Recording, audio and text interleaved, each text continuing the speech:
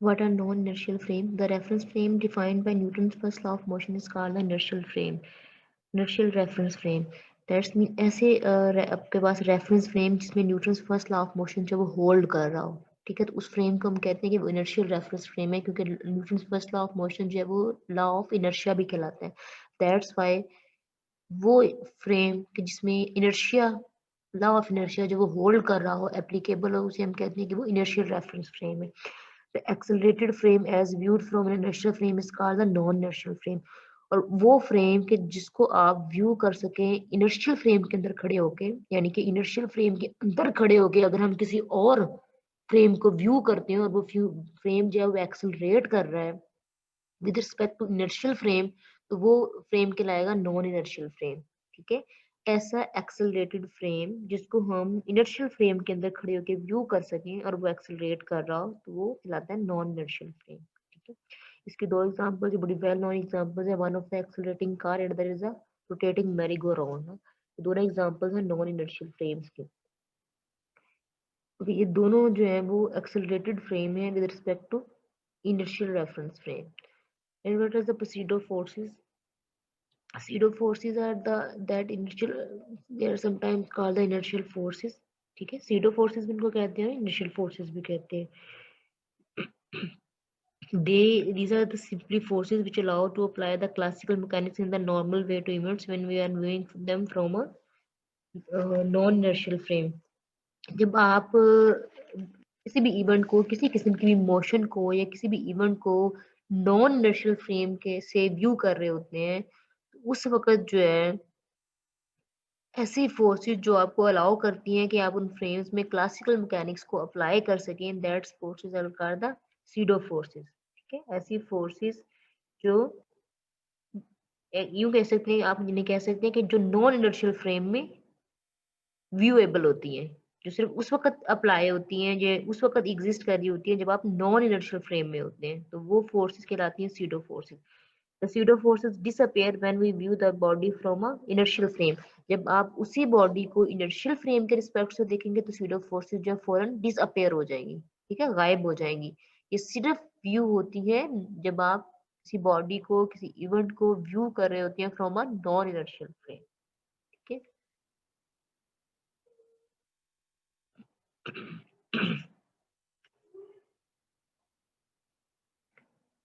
What is the canonical pendulum?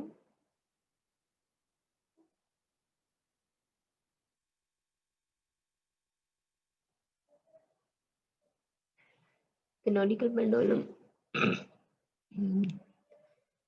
आपके पास एक ऐसा सिस्टम है, जो है एक ऐसी कॉन्फ़िगरेशन है कि जिसमें आप एक बॉब को फिक्स करते हैं at the end of a string.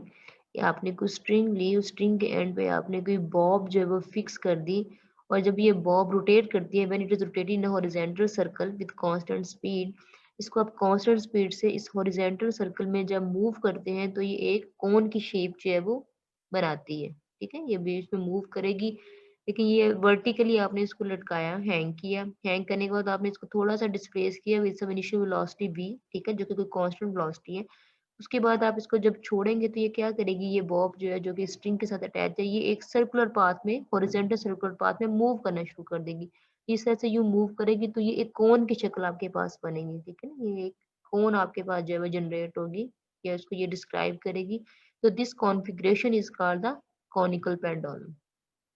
ठीक है, अब इसका what is the time period of the revolution, यानी कि जो बॉब जो है ये वन कंप्लीट सर्कल जो है कितने टाइम में कवर करेगी। ठीक है ना, ये एक कंप्लीट सर्कल इसको कवर करने के लिए, रिवॉल्व करने के लिए कितना टाइम रिक्वायर्ड है, that's called the time period of revolution. ठीक है, the time taken by Bob of conical pendulum complete one revolution is called the time period of revolution.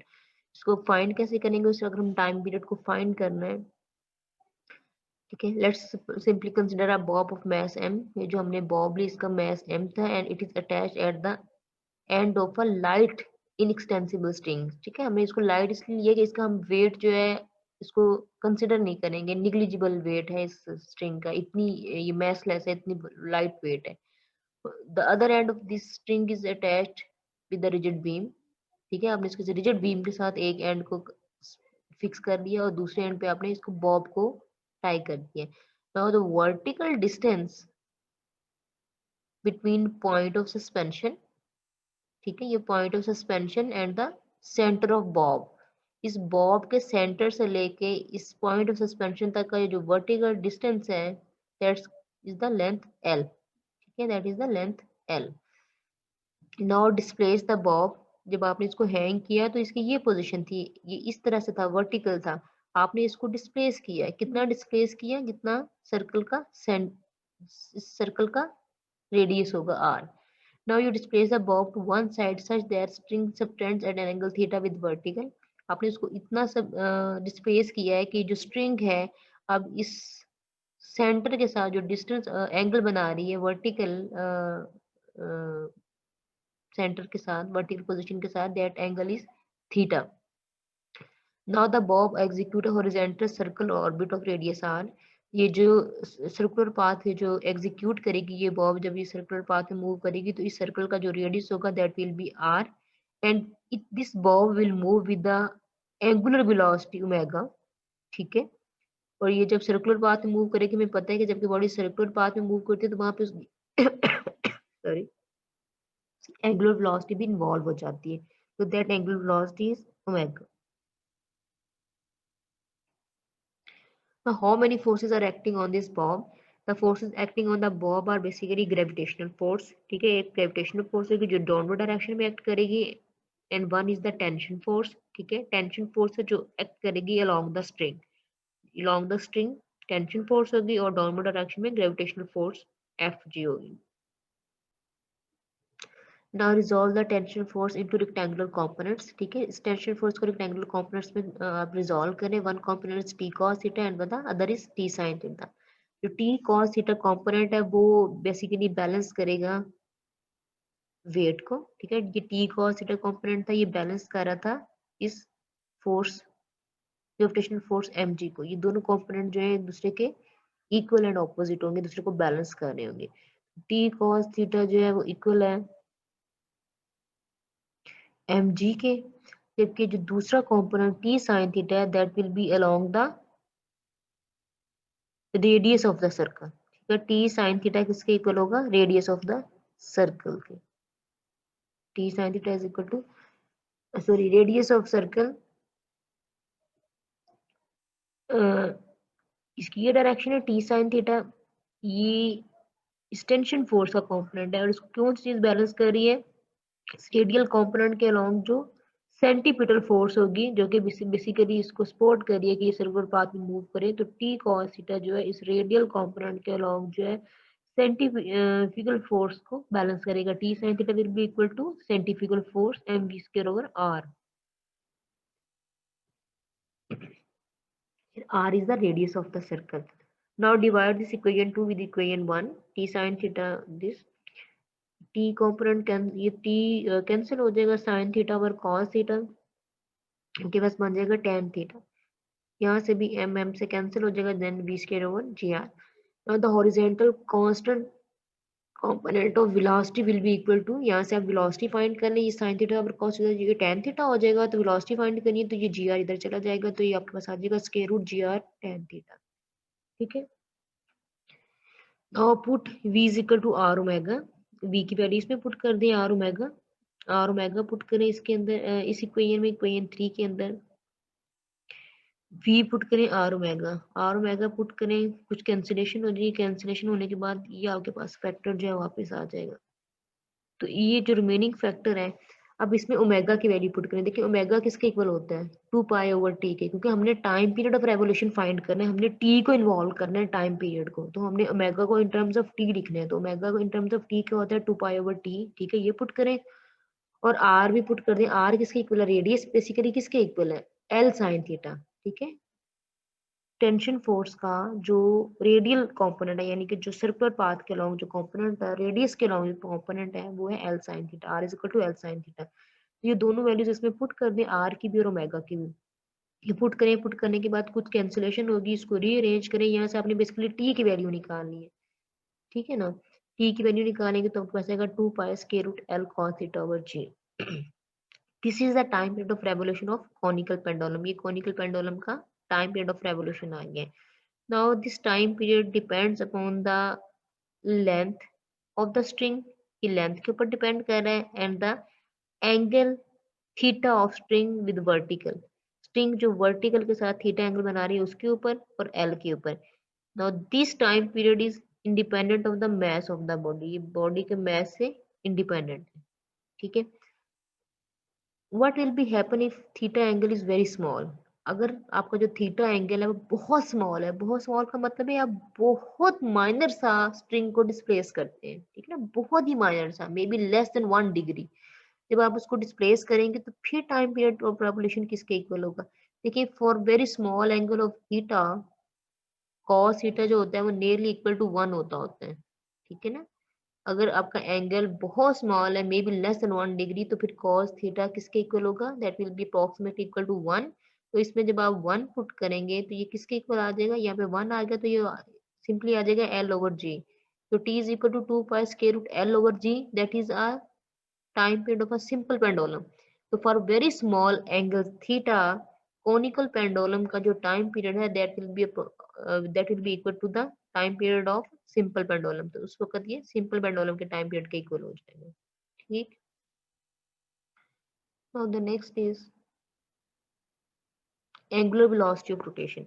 अब आपने angular velocity of rotation find करनी है तो वो किसके इक्वल होगी? This is the time period of conical pendulum. ठीक है, कॉनिकल पेंडुलम का ये टाइम पीरियड है। तो एंगुलर वेलोसिटी किसके इक्वल होगी? Omega in terms of T क्या होता है? Omega is equal to 2 pi over T. ठीक है, तो टी की जो ये वैल्यू है, ये एक्सप्रेशन जो है वो इस फार्मूले में पुट कर दें तो ये आपके पास ये चीज आ जाएगी। ये इसमें जब आप पुट करेंगे तो ये 2 पाई से 2 पाई कैंसिल हो जाएगा, तो ये आपके पास आ जाएगा स्क्वायर रूट जी ओवर एल कॉस थीटा।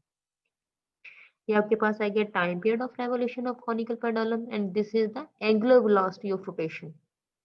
कि इस एंगुलर वेलोसिटी के साथ जो बॉब है वो उस हॉरिजॉन्टल सर्कल में इस एंगुलर वेलोसिटी के साथ जो है वो रोटेट करेगी, ये उसकी एंगुलर वेलोसिटी होगी। इस फार्मूले से आप फाइंड कर सकते हैं। तो एक आपके पास सिंपल सी एग्जांपल है, find the time period of conical pendulum whose length is 1.2 metre and conical angle is 25 degree. Angle given है आपके पास, लेंथ एल गिवन है 1.2 मीटर। तो सिंपली आपने time period of revolution find करना है। एल पुट करें 1.2 metre, theta put करें 25 degree, जी आपके पास ग्रेविटेशन कांस्टेंट जो है, ठीक है, ये कितना होता है 9.8। इसकी वैल्यू पुट करके आप इसको जब सॉल्व करेंगे सबकी तो ये आपके पास आ जाएगा 2.1 सेकेंड। तो ये time period of conical pendulum है for given data.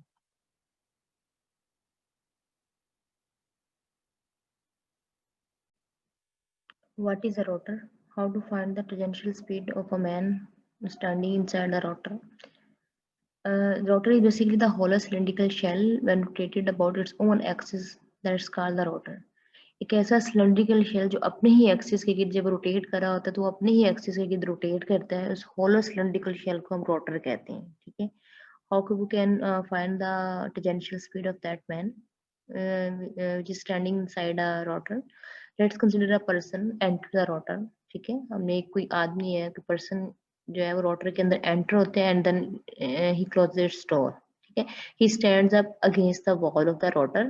The rotor is put into rotation by pressing the button of motor। ठीक है, वो पर्सन एंटर हुआ, वॉल के साथ वो स्टैंड किया, आपने मोटर का बटन ऑन किया और ये रोटर जो है वो रोटेट करना शुरू हो गया। ठीक है, after some time the floor below the feet of this person is open।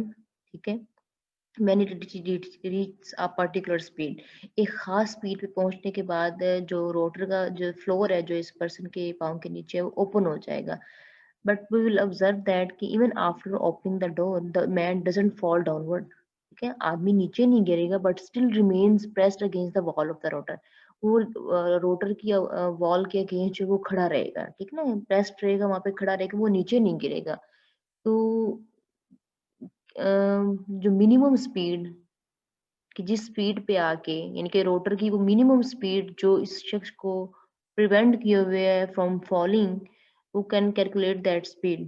ठीक है, वो मिनिमम स्पीड की जिस स्पीड पे ये रोटर जो है वो जो मिनिमम स्पीड है जिस पे रोटेट कर रहा है, जो इस आदमी को गिरने से बचाए हुए है, हम वो स्पीड जो है वो फाइंड कर सकते हैं। ठीक है, कि कितनी मिनिमम स्पीड हम रोटर को दें कि ये आदमी जो है वो गिरे ना, जब हम इसका डोर ओपन करें, नीचे वाली वॉल ओपन करें। ठीक है, so let's consider a man. हमने let's suppose किया कि पर्सन है जिसका mass m है, he is standing against the wall of the rotor having a radius r. इस रोटर का जो रेडियस है, let's say वह सिलेंड्रिकल एक शेल है। ठीक है, तो इस तरह सी बात है, इसका कोई ना कोई रेडियस होगा, सिलेंडर है, तो लेट्स से इसका रेडियस आर है। द स्टैटिक फ्रिक्शन जो है, फोर्स ऑफ फ्रिक्शन जो इस वॉल के अगेंस्ट खड़े होने में रिक्वायर्ड है, F S that is equal to mu N. ठीक है, ये म्यू कोफिशिएंट ऑफ फ्रिक्शन है, एन नॉर्मल फोर्स है that is act against the gravity. ठीक है, ये स्टैटिक फ्रिक्शन की जो डायरेक्शन है फोर्स की वो अपवर्ड है। अब इस पर्सन का जो वेट है due to gravity that is M G and that is acting downward. Now the minimum speed of rotation which prevents the man from falling downward is omega। जो minimum speed है जो इसको गिरने से बचाए हुए है इस आदमी को, that is omega.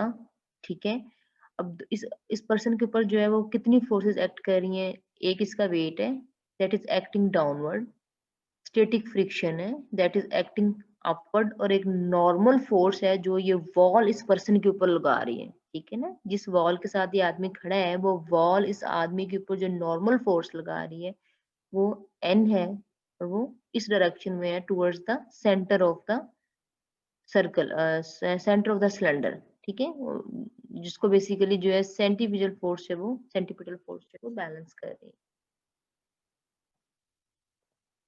The frictional force must balance the weight force if men have to remain clung with wall.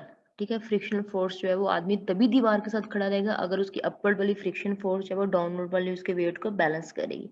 तो इसको आप इक्वल करें, एफ एस की वैल्यू पुट करें और यहाँ से हम वो एन फाइंड कर लेंगे। ठीक है, ये जो नॉर्मल फोर्स एन है, it is directed from the wall towards man. ठीक है, the magnitude of this normal force is same as just like the centripetal force. क्योंकि नॉर्मल फोर्स जो है वो उसकी वही मैग्नीट्यूड होगी जो कि सेंटीपिटल फोर्स की है। तो लेट्स सपोज के हमें पता है कि सेंटीपिटल फोर्स क्या होती है, रेडियस आर है, सेंटीपिटल फोर्स क्या होगी, एम वी स्क्वायर आर, और उसको क्या बैलेंस करेगा, नॉर्मल फोर्स। नॉर्मल फोर्स जो है वो सेंटीपिटल फोर्स को बैलेंस करेगी। देखिए किसके इक्वल है, बेसिकली नॉर्मल फोर्स की ये डायरेक्शन है towards the centre of the circle, और यही डायरेक्शन सेंटीपिटल फोर्स का। तो इतना इसका मतलब है कि नॉर्मल फोर्स किसको बैलेंस कर रही है, सेंटीपिटल फोर्स को। N is equal to M B square over R. ठीक है, अब एन की वैल्यू हमने अभी यहाँ पे फाइंड की है, क्या है, M G over mu S. तो यहाँ पे पुट कर दें एन की ये वैल्यू, ये हमने पुट की, इसको थोड़ा सा रीअरेंज करें, यहाँ से वी वेलोसिटी जो है वो फाइंड करना। तो this is a relation between the tangential velocity and coefficient of static friction. ठीक है, ये टेंजेंशियल वेलोसिटी का कंपोनेंट है। अब हमें जो वेलोसिटी फाइंड करनी है वो कौन सी फाइंड करनी थी, हमें ओमेगा फाइंड करनी थी ना। ओमेगा वो मिनिमम स्पीड है रोटेशन की कि जो उस आदमी को गिरने से बचाए हुए है। तो हमें पता है सिंपली ओमेगा वी किसके इक्वल होता है, वी और ओमेगा का रिलेशन क्या होता है, V is equal to R omega. ठीक है, तो आप इसकी जगह इस वी की जगह पुट कर दें R omega, R omega put करें। ठीक है, इसको आप थोड़ा सा रीअरेंज करें, आर को उधर ले जाएं, आर से आर कैंसिल हो जाएगा, तो ये नीचे एक डिनोमिनेटर में स्क्वायर रूट आर आ जाएगा, ये आपके पास एक्सप्रेशन बच गया। This is the minimum speed of rotation which prevent the man from falling downward. ठीक है, ये वो मिनिमम स्पीड ऑफ रोटेशन आ गई है जो कि उस पर्सन को फॉल करने से बचाए हुए। It depends upon the radius. ठीक है, radius and coefficient of static friction, ये रेडियस और कोफिशिएंट ऑफ स्टैटिक फ्रिक्शन के ऊपर डिपेंड कर रही है। It doesn't depend upon the mass of the person, ये मास ऑफ द पर्सन पे डिपेंड नहीं कर रही है। वट एवर जो मर्जी उसका मास है, हैवी पर्सन है, लाइट वेट पर्सन है, रोटेशन स्पीड का उससे कोई ताल्लुक नहीं है। ये सिर्फ डिपेंड कर रही है कि आपका स्टैटिक फ्रिक्शन क्या है। ठीक है, एक तो इस पे डिपेंड करिए कोफिशिएंट ऑफ स्टैटिक फ्रिक्शन क्या है, दूसरा रेडियस ऑफ द सिलेंडर क्या है, इन दो चीजों के ऊपर ये डिपेंड करें। Now the next is the banked curve. What is a banked curve? Show that the angle of banking depends on speed of car and radius of curvature of rod. देखिए bank curve basically होती है the curve in which a vehicle banks and inclines towards the inside of the curve for safe turn। कि कोई भी ऐसी curve आप बनाएं कि जिस कर्व में गाड़ी जो है वो इस तरह से इंक्लाइन हो towards the inclination.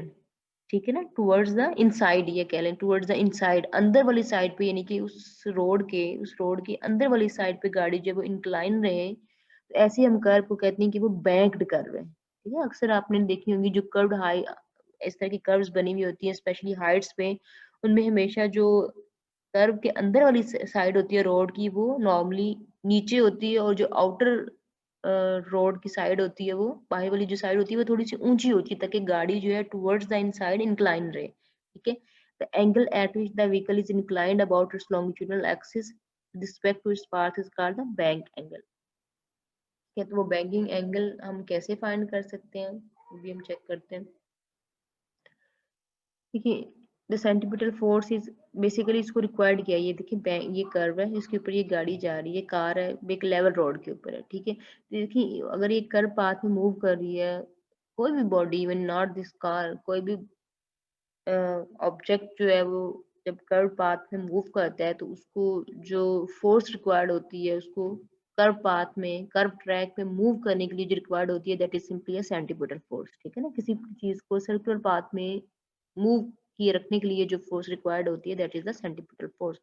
The centripetal force is needed to keep a car in its curve track when it takes a turn. ठीक है, जब वो टर्न लेगा तो उसको जो फोर्स रिक्वायर्ड है कि वो उस कर्व पाथ के ऊपर ही रहे, वहां से वो गाड़ी डिट्रैक्ट ना हो, that's the centripetal force. Now the friction between the tires, इस गाड़ी के tyres and road, the friction between tires and road provides necessary centripetal force। और वो centripetal force कौन प्रोवाइड कर रहा है? फ्रिक्शन रोड के और टायर्स के दरमियान जो है वो सेंटीपिटल फोर्स को प्रोवाइड कर रही है। The car would skid if the force of friction is not sufficient. अगर फोर्स ऑफ फ्रिक्शन जो है वो इनफ नहीं होगी तो डेफिनेटली ये कार जो है ये स्किड कर जाएगी।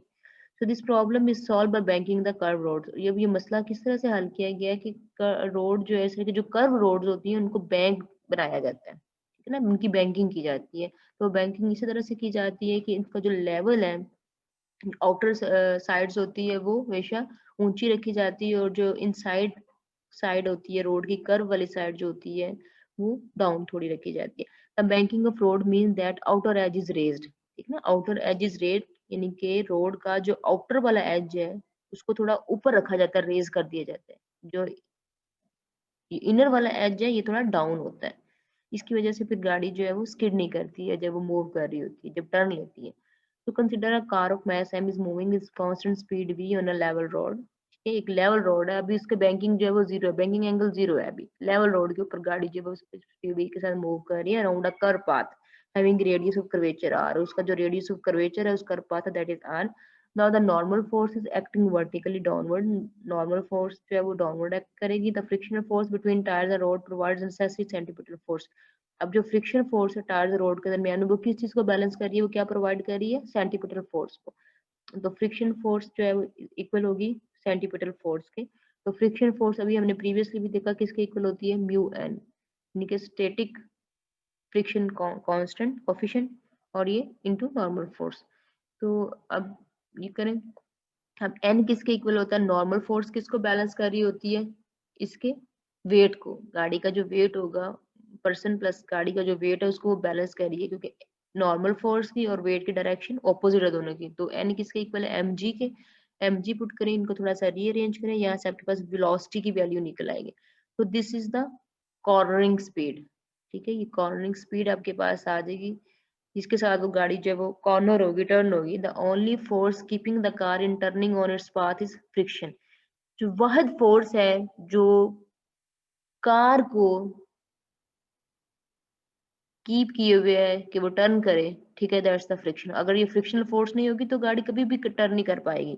तो जो नेसेसरी सेंटीमीटर फोर्स अगर हमें जो मिल रही है तो वो इस फ्रिक्शन की वजह से मिल रही है, जो इस रोड और टायर के दरमियान में। अगर यहाँ पे फ्रिक्शनल फोर्स जो है वो नहीं होगी या बहुत कम होगी तो गाड़ी कभी भी सेफली टर्न नहीं करेगी, वो स्किड कर जाएगी। ठीक है, तो this is the most necessary thing, frictional force. So this frictional force must be large enough to provide the centripetal force। ठीक है ना, उसको इतना ज्यादा होना चाहिए कि वो जितनी हमें सेंटीपिटल फोर्स रिक्वायर्ड है या नेसेसरी है वो हमें वो प्रोवाइड कर सके।